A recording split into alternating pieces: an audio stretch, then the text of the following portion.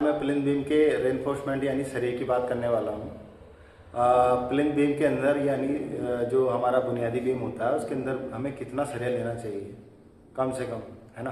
तो मैं जिसका बजट है उसके लिए भी बात करूँगा, जिसका बजट नहीं है उसके लिए भी बात करूँगा, और जो मिडिल में है वो थोड़ा बजट है थोड़ा नहीं है उसके लिए भी बात करूँगा।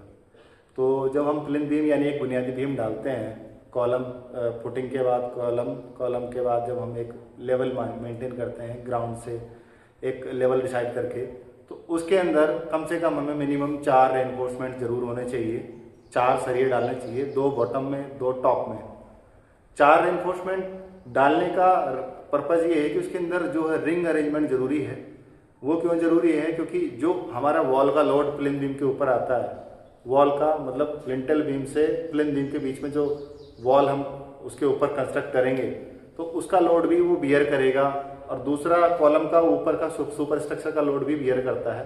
तो मिनिमम 4 रेनफोर्समेंट होने चाहिए, और वो भी 12 mm डाया के होने चाहिए। कम से कम मिनिमम 12 mm का सरिया आपको हमेशा रखना है।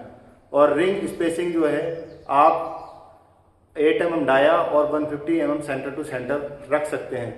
अगर आपका बजट 8 mm डाया का नहीं है, 150 mm सेंटर टू सेंटर का नहीं है, तो मिडिल में आ रहे हो आप तो 200 mm रख सकते हो आप, 200 मिडिल और लोअर के लिए।